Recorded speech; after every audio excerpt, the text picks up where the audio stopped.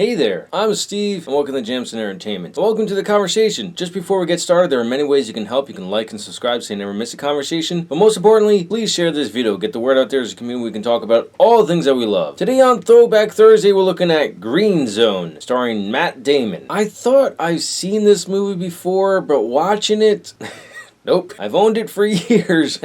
I've never watched it. This movie is a Hollywood version of the true events of what happened in the invasion of Iraq in 2003. I was watching this movie thinking how much of this is actually true. I watched a YouTube video about it to see how accurate it actually is. They said that when Matt Damon talked about it on the press tour for the movie back in 2010, that's when it came out, his character and a bunch of other characters are an amalgam of 4+ other characters. So when you see Matt Damon's character, Roy Miller's point of view, his character is probably 3 or 4, maybe more soldiers on the ground like him that were on similar missions, and things weren't adding up, and maybe they worked together to figure out what was going on. I'm not entirely sure. There's also another soldier. Unfortunately, I'm gonna have to put up a lot of names in post. This guy is Special Forces, and he's being told a completely different story. You don't really see that side of it. You just see him taking orders and executing those orders. They kind of make him be the bad guy, but he's really not. Just in general, this was an unjust invasion of Iraq. People my age and older know this. I mean, I was a junior in high school when this happened, something like that. So at the time, I didn't know, but the truth came out, because it always comes out eventually, that the invasion of Iraq was completely unwarranted. There were no weapons of mass destruction, and that's what this movie is really about. There's also a reporter. She's probably the majority, or maybe a handful of reporters, but storytelling wise, it's just easier to put it into one person. So you have like 5 main characters, but they're probably a total of like 50 people. There's 2 other characters, both of them bureaucrats, one from the Pentagon, who is fabricating the weapons of mass destruction narrative, and then you have one from the CIA who's trying to uncover it. The other main figure in here, who is probably the only real person, is General al-Rawi. He is one of Saddam's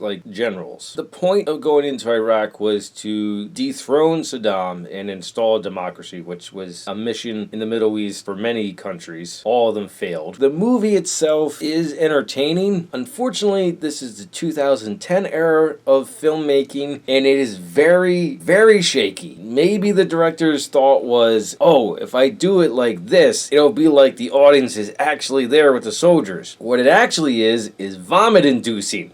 I didn't actually get sick, but I can imagine there might be some viewers watching this and they might get a bit queasy because the camera is constantly moving. And the editing. I mean, I don't think the longest take was more than 30 seconds. It's absolutely ridiculous. It's like he doesn't trust the audience to just watch a still shot. He has to have constant movement of the camera, both physically and editorially, and it's really annoying. This movie would have been far better if he just let the camera capture what's going on in front of it. Maybe an edit here or there for some action sequences, but sometimes when they're having conversations, they'll jump around to what's going on in the area, to the people who are actually talking, to people who aren't even talking. I find it really annoying. It's a huge negative for this movie. That's why I personally will only watch it once, and I highly recommend, if you want to check it out, you catch it on streaming. Those are my thoughts on Green Zone. Let me know your thoughts in the comments below. If you like what you saw, like it. If you think other people will like it, share it. If you really liked it, hit the subscribe button. Thank you for watching, and live your imagination.